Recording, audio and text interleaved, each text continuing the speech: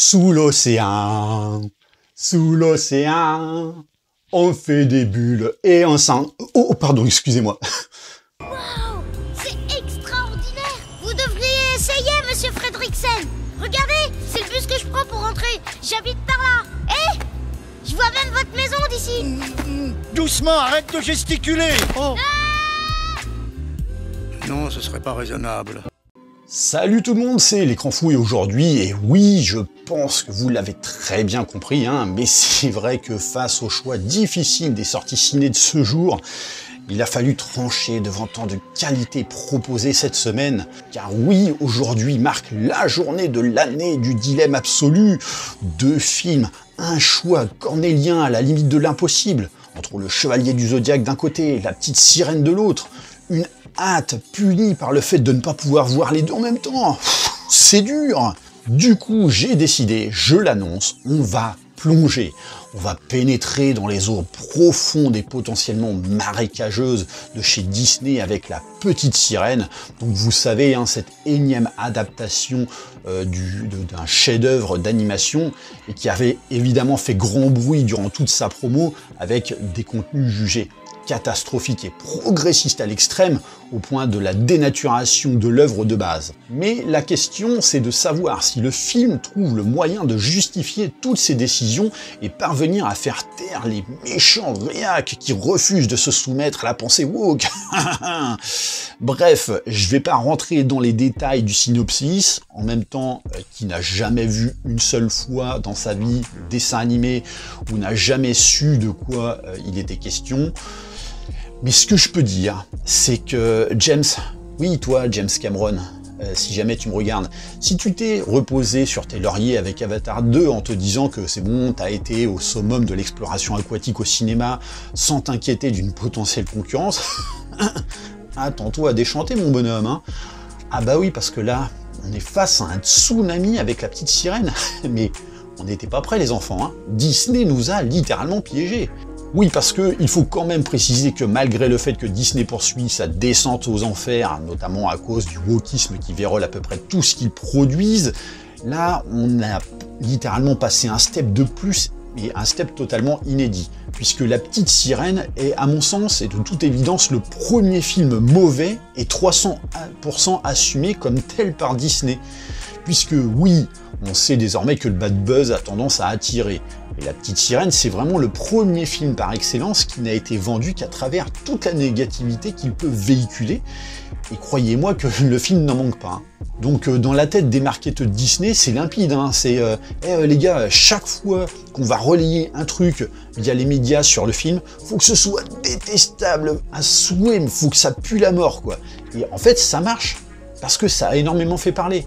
Maintenant, la question c'est de savoir, est-ce que en matière de recettes ça va fonctionner? Est-ce que derrière le buzz, suite à sa sortie, ça va également opérer? Alors venons-en au fait, qu'en est-il vraiment de ce bijou qui lui a gagné son droit à l'exploitation en salle, pas comme le dernier Peter Pan? Ah non mais vous êtes pas prêts les enfants? Là, on peut difficilement plus pisser sur les fans que dans ce film, même sans s'être fait piquer par une putain de méduse, très clairement. Et je dis ça, c'est pas faute en plus de mettre du cœur à l'ouvrage de la part de Disney pour faire littéralement de la merde sur chaque adaptation live en temps normal. Mais là, c'est clair qu'on a atteint un niveau de surpassement de la matière. Waouh! Et alors c'est étonnant parce que, comme Robert Zemeckis avant lui, donc sur Pinocchio, faut quand même préciser que c'est Rob Marshall qui est aux commandes, donc un mec qui maîtrise pourtant les grandes épopées romantiques et au relent de comédie musicale, donc effectivement c'est pas non plus le réal de tous les instants, mais c'est pas non plus un manchot, quoi.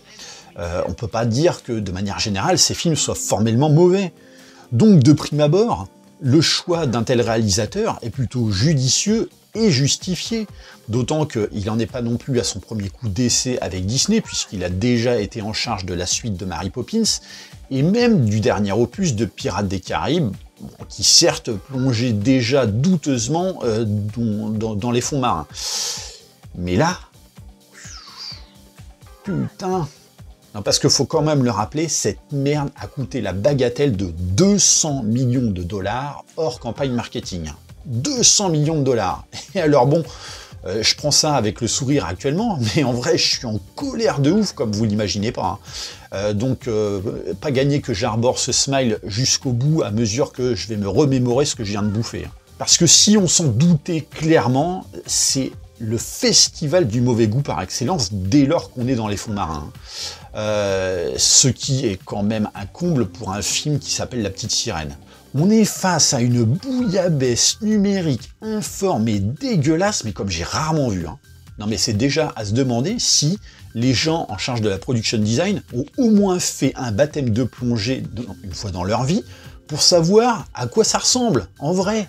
Mais même au-delà des récifs coralliens et de sa faune, qui est digne vraiment du plus mauvais plan foiré, qui n'aurait justement pas été retenu pour, je sais pas, admettons, Le Monde de Nemo, on constate que souvent, lorsqu'une adaptation live est faite, parce qu'elle colle trop souvent à son support d'origine, ça n'a pas grand intérêt. Outre l'attrait réaliste, la magie opère moins que sur les animés. Et c'est vrai que c'est un peu le cas déjà ici. Mais là, il n'y a rien qui fonctionne. Visuellement, c'est un scandale, quoi. D'ailleurs, pareil, le royaume des sirènes. Mais c'est d'une pauvreté esthétique absolue. Et alors, aucun effort de cohérence, c'est-à-dire que les invraisemblances, mais des invraisemblances visuelles, quand par exemple le petit coin avec les trésors trouvés par Ariel te prouve que rien n'a été filmé dans l'eau. Donc exemple tout con, une montre à gousset ou une pièce de monnaie jetée qui tombe à la même vitesse que si on les laissait, si on le jetait dans les airs. T'as pas de ralentissement par le poids de l'eau, rien. Tu te dis mais attendez putain, essayez d'avoir quand même un minimum de vraisemblance dans tout ça quoi. D'ailleurs pareil, si on vous dit que l'eau ça mouille, sachez que on est un con. La preuve dans le film, un bouquin confectionné par les gens de la surface qui finit dans le fond de l'océan pendant des plombes. Pas de souci, il résiste sans problème à l'humidité, les pages elles sont nickel comme si elles sortaient de l'imprimerie, et puis alors les écritures et tout, waterproof quoi. Bref, un monde aquatique, mais qui est un non-sens total dans tous les recoins possibles.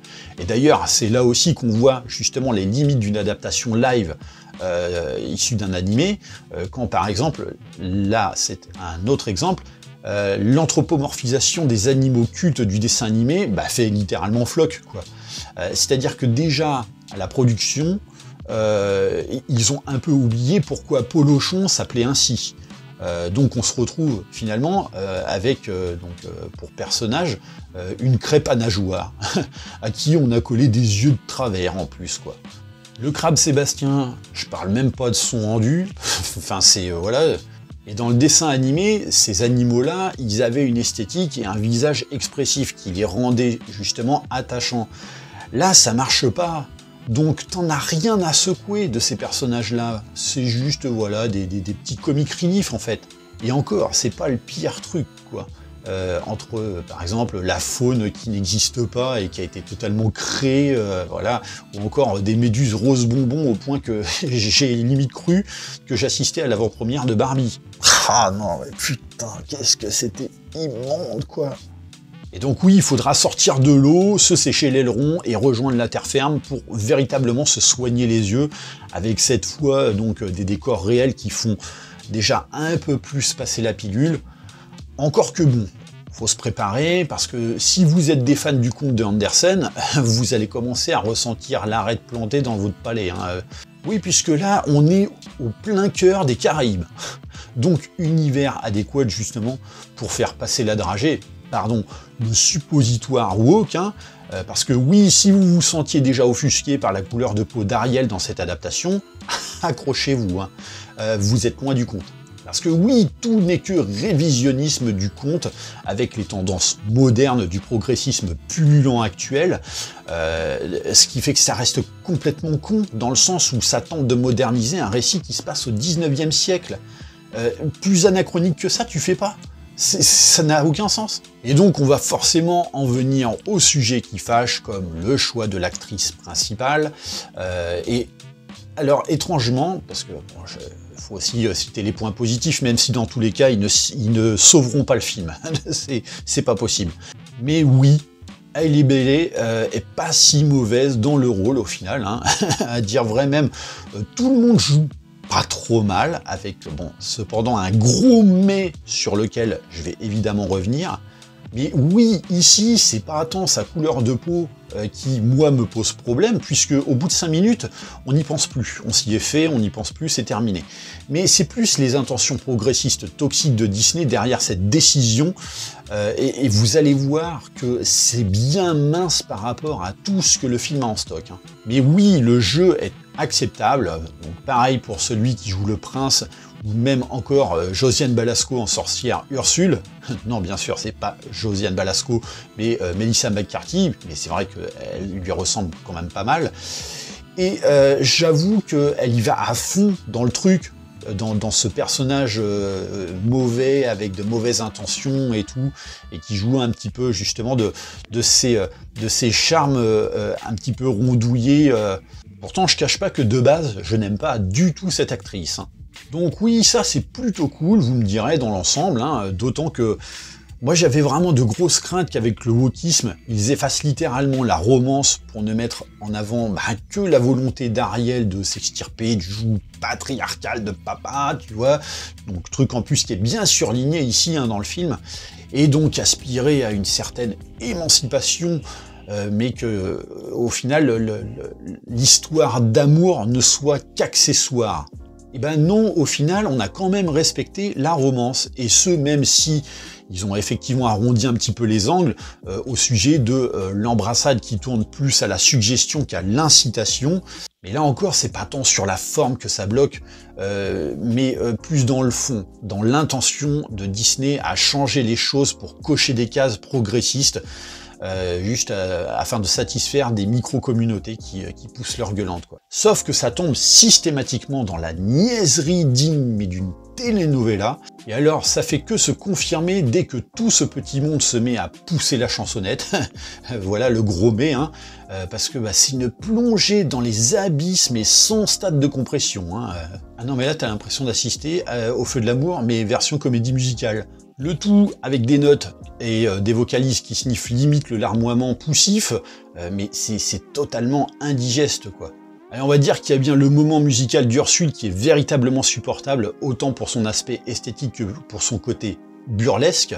Bon alors, en revanche, Javier Bardem, bordel, mais qu'est-ce que t'es allé faire dans cette piscine de vase, quoi. Ah, mais il est ridicule. Alors, évidemment, il joue le roi Triton avec donc un air d'oppresseur à l'égard de sa fille pour justement davantage appuyer le côté patriarcat toxique, tu vois, parce que l'homme, c'est le mal. Alors oui, après, c'est vous qui voyez comment vous écrivez le mot mal, mais s'il y avait que ça de ridicule... Non, parce que dans les propos inclusifs et progressistes, il y a de quoi faire, hein, comme je disais, hein. Comme par exemple le fait que Ariel soit la 7e fille de Triton. Donc voilà une photo des autres sœurs. Et alors bon, on aurait pu s'imaginer que du coup, comme il n'y en a pas une seule qui se ressemble et qui semble avoir la même origine, c'est peut-être que Triton a fait le gros queutard en allant engrosser une reine sirène de chaque mère, donc au nombre de 7, hein, pour justifier les 7 mères, mais en fait non, elles ont toutes la même mère. Et le pire c'est que c'est bien dit dans le film, hein. Alors je sais pas comment ça fonctionne chez les sirènes, mais chez nous, sur la terre ferme, il y a la fameuse légende du facteur dans ce cas-là, hein. Enfin je dis ça, mais en général, si t'es blanc et que ta femme l'est aussi, si tu commences à avoir une sirène chinoise, deux métisses, une subsaharienne, une avec des cheveux roses, une blonde et j'en passe, je commencerai à m'inquiéter, hein, sérieusement de ce que ma femme fait en mon absence et avec qui, hein. Et c'est là qu'on se rend compte à quel point justement tout n'a été fait que n'importe comment dans les intentions progressistes, puisque Disney le revendique à mort, hein, de toute façon ça a très clairement été dit, même le PDG a dit qu'il voulait même redoubler d'efforts en la matière, mais là très clairement ça fait passer justement la mère d'Ariel pour une Marie couche-toi là, qui finalement aurait fini en cloque à chaque fois qu'elle se serait faite titiller la nageoire caudale par un voisin, tu vois. Et du coup, pendant ce temps-là, Triton, lui, serait un petit peu la victime, puisqu'il a été cocu dans tous les sens du terme. Donc c'est un peu... Enfin, c'est mal branlé, quoi. Ouais, vous allez me dire que je pousse le vice un petit peu loin, mais d'un côté, enfin, je sais pas, ça n'a aucun sens tout ça, quoi. Donc voilà, un peu d'inclusivité en forme de jonc de mer qu'on vous glisse en douce dans le fondement, même si, comme je le dis, hein, ça n'a aucun putain de sens. Le tout avec des sirènes d'ailleurs qui ont un rendu mais dégueulasse et avec un look de tiktokeuse, c'est exaspérant, quoi. Mais vous croyez que ça s'arrêtera là? Mais non, voyons, mais vous êtes à 100 lieues. Oui, parce que il faut quand même préciser aussi que le prince, qui vit donc sur une île des Caraïbes, est probablement le seul blanc de tout le territoire avec son majordome. Oui, parce que précisons que sa mère, à ce jeune homme, est jouée par elle. Tu m'expliques donc comment, avec une mère noire, même si t'as un père blanc, tu peux avoir un fils blanc? Vas-y, allez vous faire foutre, Disney. Mais le pire, c'est que c'est même pas une question de racisme, juste de logique. Si sa mère est noire, bah tu fais en sorte qu'il soit au moins métis, bordel. Moi je m'en fous. Si vous voulez pas qu'il soit blanc, bah tant mieux. Ne faites pas un prince blanc, mais faites-le au moins métis, que ça concorde justement avec les origines ethniques de sa mère. Ouais, je sais, je suis vulgaire, parce que là, c'est même pas penser progressisme de façon un tant soit peu intelligente. Non, on te balance tout en vrac, sans queue ni tête de poisson, en pensant que justement, on est tous bien assez cons pour l'avaler, quoi. Et le pire, c'est qu'en plus, c'est du progressisme à deux vitesses. C'est-à-dire que d'un côté, tu sais, alors il faut absolument, justement, pas mettre que des blancs, parce que sinon ce serait raciste, tu comprends. Donc il faut inclure un petit peu d'ethnicité et tout ça. Mais par contre, ça les gêne pas quand derrière, justement, t'as le crabe Sébastien qui parle comme ça, dis donc, tu vois. Faut arrêter 2 secondes, quoi. Faut arrêter. Donc ok, je comprends que vous vouliez correspondre vocalement avec le crabe d'origine, qui était savamment interprété par Henri Salvador, mais là je suis désolé, si vous voulez pas faire du racisme, ne faites pas justement une tonalité et un accent qui justement caractérise un petit peu un côté pas très clean quand on essaie justement de défendre certaines causes, quoi. Et d'ailleurs, quand je dis à 2 vitesses, c'est marrant parce que on te change les origines ethniques des personnages au bon vouloir, mais bizarrement, quand il s'agit par exemple de jouer l'itération d'Ursule, donc celle qui est jolie et qui tente d'épouser le prince, donc très clairement pour jouer une méchante, là bizarrement, là le blackwashing, vous venez pas le réclamer, tiens. Et alors bon, et là pour moi c'est le summum, parce que je suis pas allé de mon plein gré voir ce film, faut pas vous leurrer, hein. Avant que vous alliez me dire dans les coms que dans ce cas, bah, pourquoi t'es allé le voir alors que de toute façon tu savais à quoi t'attendre. J'ai une fille de 6 ans, donc forcément quand tu es père de famille, tu fais des concessions. Et quand tu es youtubeur justement et que tu es censé faire de la critique de ciné, tu dois aussi te conformer à aller voir des choses que tu n'aimes pas forcément. Ça fait partie du jeu. Voilà, point barre. Et donc par rapport à ma fille qui connaît le dessin animé par cœur, donc elle savait exactement à quoi s'attendre, et je l'avais conditionné, j'ai dit attention, ce que tu vas voir c'est des images réelles, mais c'est exactement la même chose que dans le dessin animé, donc ce n'est pas vrai, elle sait très bien tout ça, elle l'a très bien compris. Et déjà dans un premier temps, quand même elle, à son âge, trouve tout ça relativement étrange, alors qu'elle devrait même pas avoir à se poser ce genre de questions là-dessus, elle devrait juste se laisser embarquer, justement, par la magie de la petite sirène et rien d'autre. Pour moi, ça me semble assez problématique. Mais surtout, bien au-delà de ça, parce qu'on parle de l'adaptation d'un dessin animé, qui a été symbolique, justement, de toute enfance, ayant été biberonné à coups de Disney. Mais oh, Mickey, quand t'investis 200 millions de dollars dans la production d'un film censé être familial, t'espères quand même rentabiliser le truc. Mais là, c'est quoi la manœuvre auprès des mômes, en plus de les conditionner au wokisme? Les pousser à faire des cauchemars? Non mais vous êtes complètement cons ou quoi? Non mais je vous le dis, hein, j'ai assisté à une séance avec pas mal de gamins, et j'aime autant vous le dire, le nombre de mômes qui ont signalé à leurs parents qu'ils avaient peur durant la séance, je vous parle même pas de la mienne, hein, parce que bon, ça a quand même été son cas, hein. Mais t'as des moments, mais alors au début avec le requin, mais qui est à la limite de The Meg, tu vois, quelques moments aussi avec Ursule, notamment dans son antre, ou alors même justement avec ces fameuses murènes électriques, mais qui font flipper de ouf, quoi. Non mais sans déconner, mais vous êtes des dingues. Et alors là, je parle même pas de l'affrontement final, moi j'ai dû faire sortir ma fille, et il y a eu d'autres parents qui sont sortis avec leurs gamins. Non mais, je sais pas, chez Disney, la modération, chez vous, c'est pas un problème? Allez vous faire foutre sérieux. Bref, c'est bon, voilà, je vais pas continuer pendant des plombs, parce que là, de toute façon, ça y est, je pense que vous connaissez le fond de ma pensée, et j'ai suffisamment craché mon venin, et là, ça y est, je suis assez énervé, j'ai perdu le smile, mais ce film, c'est un putain d'étron marin. Après tout, il a été pensé de toute façon dès sa conception ainsi, hein, sauf que pour moi, à mon sens, un étron, c'est censé finir dans les chiottes, et j'espère très clairement que c'est là qu'il finira, quoi. Donc emporté justement par le tourbillon d'une putain de chasse d'eau jusqu'au tréfonds du plus profond des tuyaux d'évacuation des eaux usées. Hein. Non mais c'est dingue parce que même avec le recul, si autrefois on critiquait justement l'adaptation live par exemple de La Belle et la Bête, mais au moins celle-ci n'avait pas pour objectif de prendre son spectateur pour un con en préférant justement un discours idéologique vomitif et aussi un peu écolo, parce que j'en ai pas parlé mais effectivement il y a des discours un petit peu écolo notamment au début, mais qui sent aussi bon qu'une galette de pétrole dans l'océan, quoi. Bref, voilà, si vraiment moi j'ai fait le sacrifice d'aller voir ça, parce que bah, ça fait aussi partie du jeu de youtubeur ciné, vous n'allez surtout pas voir ça. Et encore moins si vous avez des enfants de moins de 8 ans, je pense que c'est pas la peine. Voilà, j'en ai terminé pour cette review. N'hésitez pas à liker et partager la vidéo. Pensez à me dire ce que vous pensez de tout ça dans les commentaires. Abonnez-vous à la chaîne et on se dit à très bientôt pour une prochaine vidéo. Allez, bye!